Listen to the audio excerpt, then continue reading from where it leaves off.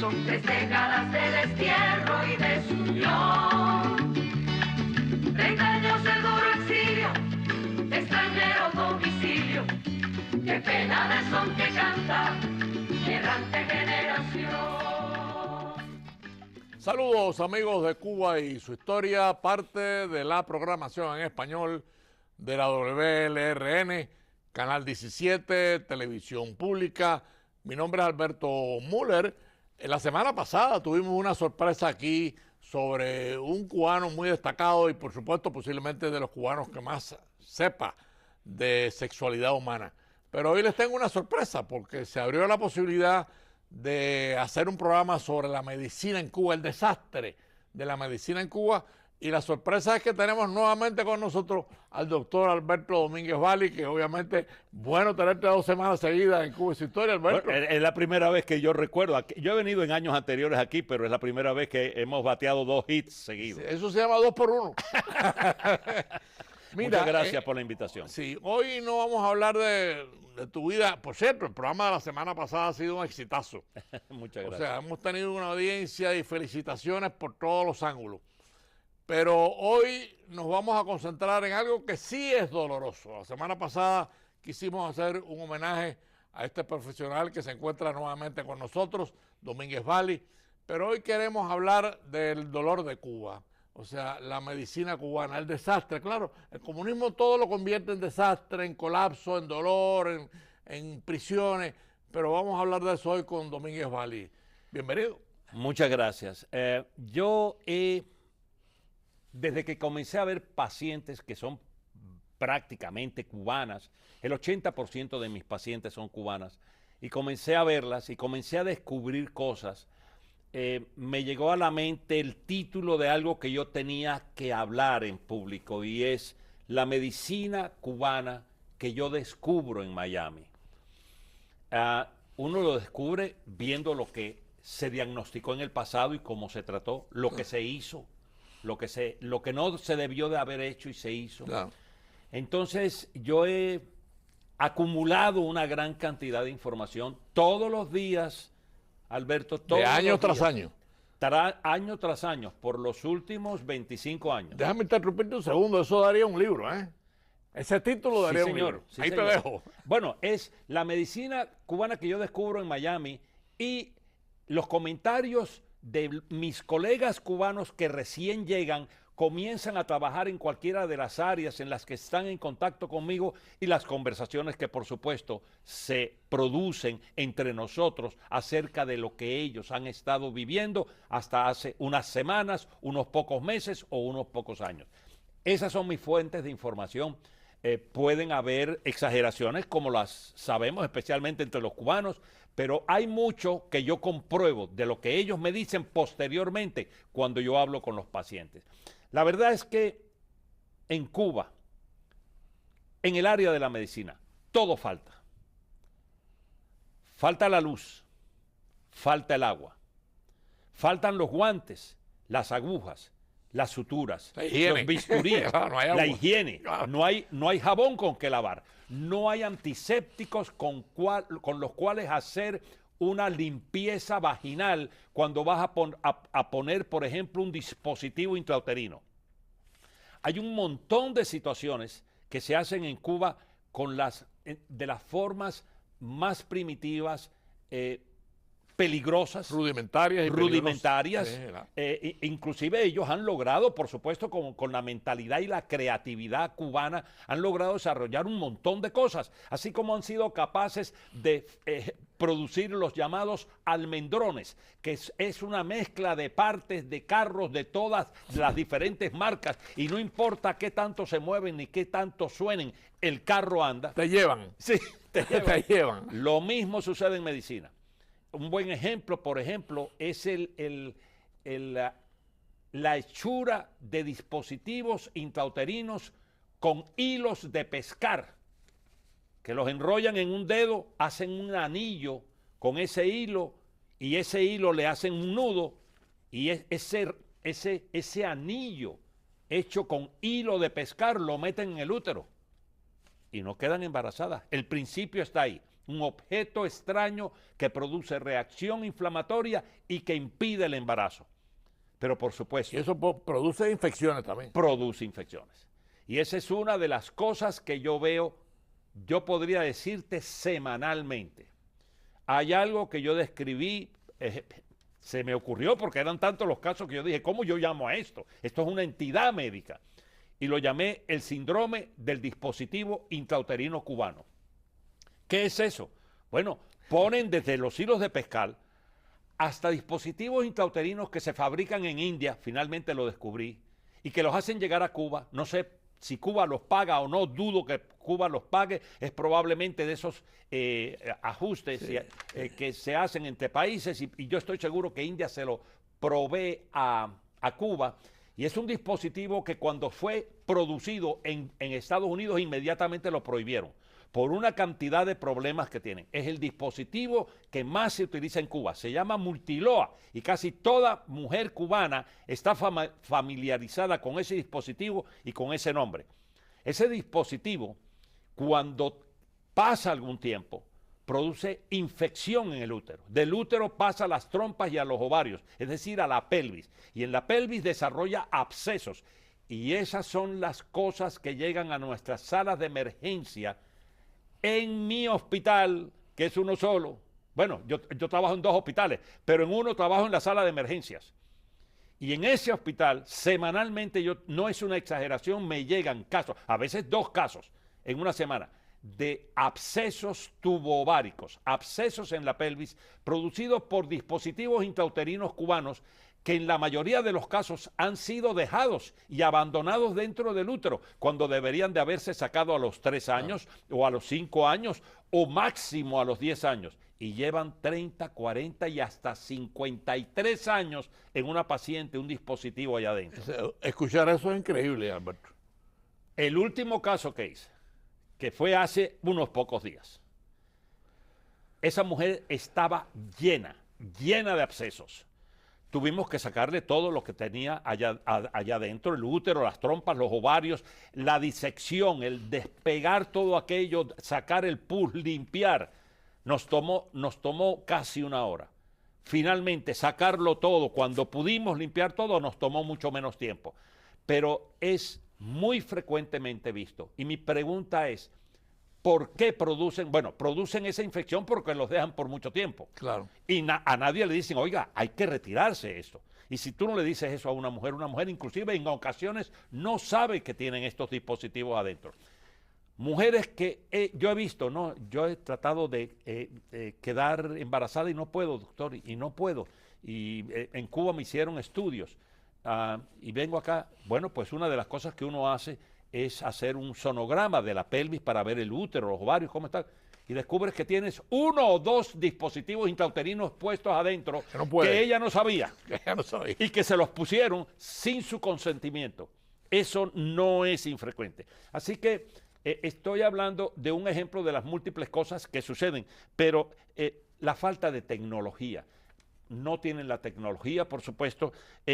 La falta de conocimiento médico. En el programa anterior yo te dije que yo había estado en contacto en los 60 con gente del consulado cubano en Bogotá. Cuando yo jugaba béisbol con ellos, tuve una relación y ellos tratando de ayudarme a mí a darme material médico que se producía en Cuba y para yo poder estudiar mejor medicina, porque sabían que estaba estudiando medicina, me mandaron a pedir material de Cuba y yo siempre he sido un ratón de biblioteca. Cuando me lo trajeron, como a los 2 o 3 meses, me di cuenta que eran copias, en aquellas formas de copias que se hacían, que eran azules antes y que se hacía con copias de la literatura americana traducida al español, hechas en México y que ellos copiaban en Cuba.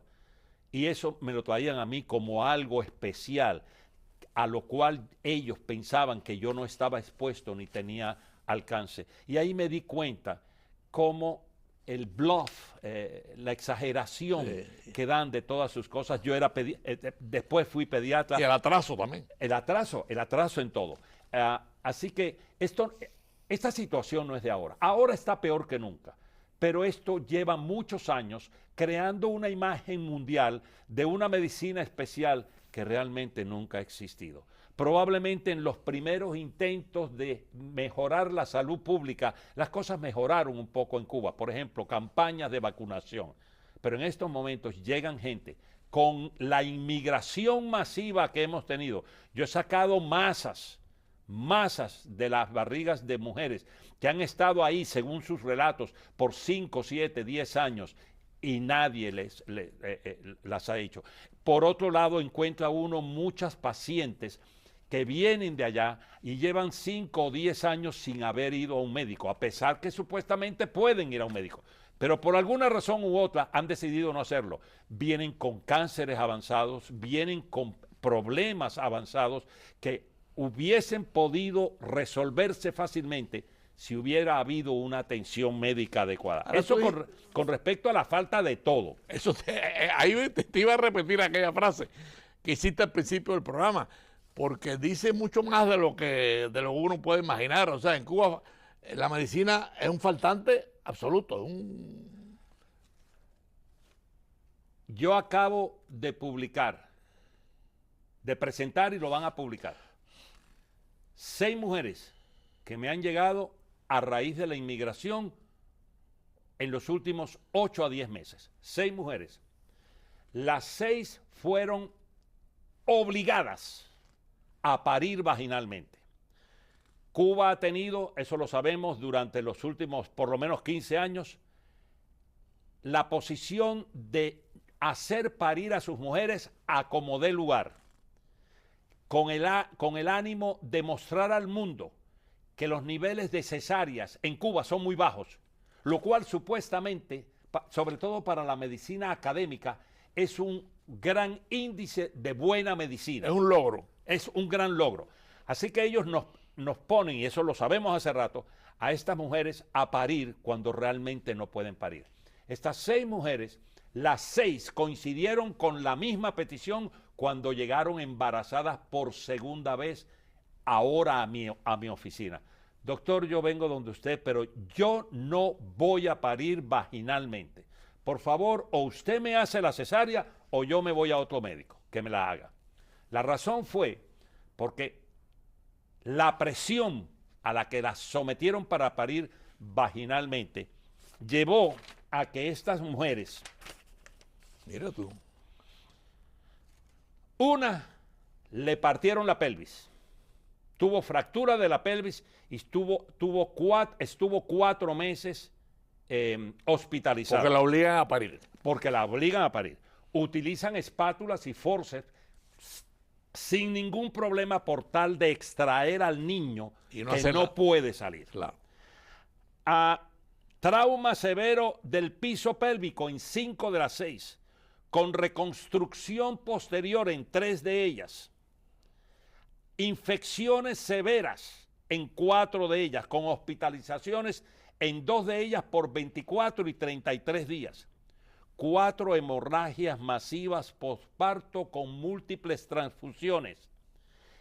Esos niños todos, los 6, fueron a la unidad de cuidados intensivos neonatal por el trauma que sufrieron en el parto. A ninguno se le pudo dar seno, porque todos tenían que estar en la unidad de cuidados intensivos. La fractura del pubis, trabajo de parto mayor de 72 horas, forceps y espátulas utilizadas, distocia de hombro, sale la cabeza pero el cuerpo no puede salir. Y entonces se produce algo que se llama distocia del hombro y hay que alar la cabeza y hay que empujar para tratar de sacarlo de alguna forma una vez que la cabeza está afuera. Hay que empujar con ciertas técnicas, no se puede presionar porque eso lo tranca más. Eso produce el alargamiento del cuello, tratando tú de alar al muchacho, produce una distensión de los nervios que les da parálisis, que les paraliza el brazo. Eso se presentó en 4 de esos muchachos. Resucitación en 5 de ellos. Meconio, que es que el niño se hace caca estando durante el proceso de parto, en los 6. Que es peligroso. Nunca se había descrito en Estados Unidos que uno tuviera que hacer una primera cesárea por un trauma severo por parir anteriormente. Y esa fue la razón por la que nosotros publicamos esto, dando una indicación no conocida en Estados Unidos para poder hacer una cesárea. Y la indicación es un trauma, post-traumatic stress disorder, un trastorno traumático por la experiencia vivida durante el parto, por el ánimo de ellos de tratar de parir vaginalmente el mayor número de mujeres. Amigos de Cuba y su historia, lo que estamos escuchando es, yo diría, escalofriante, es además muy triste, o sea, es todo una historia de terror humano, o sea, de maltrato a la mujer que quiere parir, que tiene que ir a un médico. Realmente es impresionante lo que acabamos de escuchar del doctor Domínguez Valli, pero bueno, nos queda todavía una parte del programa y vamos a proseguir por eso, por esa zona traumática que estás contando, que parece que la estamos viendo. La primera cosa que descubro yo en Miami a principios de los 2000 es que cada vez que ponía el espéculo en la vagina de una mujer cubana, me llamaba la atención que el cuello del útero estaba totalmente deformado. Era como ver una flor con múltiples pétalos en vez de una estructura redonda, suave, con el agujero adentro, que es la entrada al útero. Sí, uniforme, una estructura uniforme. Sí, una estructura uniforme, que así se vuelve después de haber parido normalmente. Y yo comencé a decir, ya yo puedo identificar cuando una mujer es cubana solamente viéndole el cuello del útero, porque todas tenían ese problema. Alguna vez, creo que fuiste tú, el que hace aproximadamente como 10 o 15 años, me invitan a ver un documental de cómo se comportaba una sala de partos en Cuba. Y allá las ponen a caminar, pero una vez que están cerca a parir, las ponen en cuclilla, a pujar. Por supuesto, cuando pujas estando agachada, la presión es tan grande que puede desgarrar el cuello, que se debe de ir abriendo poco a poco, claro, para dejar pasar la cabeza. Paulatinamente, claro. ¿No? Yo dije, antes de ver el documental, yo dije, eso es porque las ponen a parir y a pujar tempranamente, antes de que el cuello se había dilatado totalmente. El documental me lo confirmó. El documental me confirmó que las ponen a parir rápidamente por razones que no... ¿Por qué tiene una mujer que parir rápidamente? Dele tiempo, dele el tiempo para que madure el cuello, para que se dilate el cuello, para que pueda parir más fácilmente, sin estar en una posición que hace demasiada presión hacia abajo. Nosotros las parimos en las camas aquí. ¿Es esa la mejor forma? Eso es discutible y no es objeto de este programa, pero definitivamente en todos los Estados Unidos las mujeres paren sin problema en las camas con la forma en que nosotros lo hacemos. Allí las ponen a caminar hasta el último momento y a pujar estando en cuclillas. Según el documental, nos lo mostró y que era la explicación de todos los cuellos desflorados, claro, que yo veía. ¿Cuál es el problema de eso? Bueno, el problema es que en un parto próximo ellas pueden sangrar mucho más. El problema es que cuando vas a hacer un Papa Nicolau, que se supone que lo haces en una superficie lisa, de la cual tú puedes tomar la muestra sin problema, cuando tienes una superficie que es totalmente rugosa, te es difícil tomar una muestra. No solamente eso, si la mujer tiene una infección en ese cuello, poderla tratar es mucho más difícil que tratar una superficie lisa que está infectada. No solamente eso, cuando tienes que hacer una biopsia en cono, que es a lo que acudes para poder eliminar la infección o el desarrollo de cáncer del cuello del útero, hacerlo en un cuello que es totalmente irregular en su configuración es mucho más peligroso, es más difícil, es menos efectivo el procedimiento que cuando lo haces en un cuello que está formado normalmente. No. Todas esas son consecuencias de este tipo de cosas. Eso fue lo primero que yo descubrí. Posteriormente a eso, lo del dispositivo intrauterino. Yo estoy oyendo cosas ahora, Alberto, que yo necesito confirmar, porque ya lo he oído de la boca de varios de los colegas que llegan de Cuba. Y hasta que yo no tenga información objetiva y real, Claro. pero no es raro que esto esté pasando, y es el asalto a tumbas de cadáveres con el ánimo de obtener dispositivos que esos cadáveres tuvieron, como por ejemplo prótesis en las caderas o prótesis en las columnas, que pueden ser utilizadas, por supuesto, en pacientes que las necesitan y que no hay allá. La situación es lamentable. El pueblo cubano y los médicos cubanos han desarrollado una mitología médica que en parte yo entiendo está causada por la absoluta ausencia de las cosas más básicas. Si no tienes algo que te quite el dolor, y bueno, el efecto placebo puede hacer algún efecto, pues decir que el bejuco de boniato es magnífico para el dolor en las piernas, de pronto te puede ayudar. Así que Cuba ha desarrollado una farmacopea que más bien es botánica que no otra cosa, como el bejuco de boniato, las semillas de calabaza. Hay una serie de expresiones y de cosas. La famosa moringa. Contra el cáncer. Contra el cáncer y contra... Que todo era falso. Todo eso es falso. Todo eso es inventado en un lugar donde no tienes las cosas más básicas. Yo tengo familiares que están a favor del régimen y que me piden aspirina en forma desesperada porque no hay analgésicos. Aspirina. No hay. Bueno, si lo más básico que es el agua no la tienen. No la tienen. No la tienen. En un hospital. No solamente en la población, en un hospital. Yo he visto las listas, me las han mostrado a mí, las listas de lo que un cirujano pide para poder hacer una operación y que se las mandan aquí a los familiares para que los familiares le consigan la lista de todo, se la manden allá y ellos poder hacer la operación. La lista incluye menteolate o mercurio cromo o yodo como desinfectante, guantes, suturas, agujas, el bisturí, sábanas para poder tapar o toallas para poder cubrir. Las cosas básicas. Claro, una de las cosas básicas es el agua, no se la pueden enviar. Así es. Y ahí la suciedad que hay en los hospitales cubanos.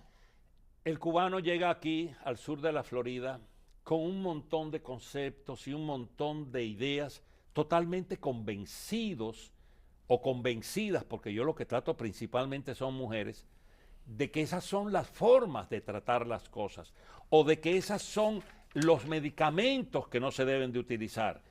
Es una mezcla entre la falta de ese material, pero por otro lado la falta de conocimiento, por falta de literatura médica apropiada o actualizada. Es muy común oír entre toda la población cubana, todas, las pastillas anticonceptivas se engordan, sacan pelo en la cara, producen manchas en la cara, producen cáncer de seno, producen varices en las piernas. Si las tomas por mucho tiempo, te dejan infértil.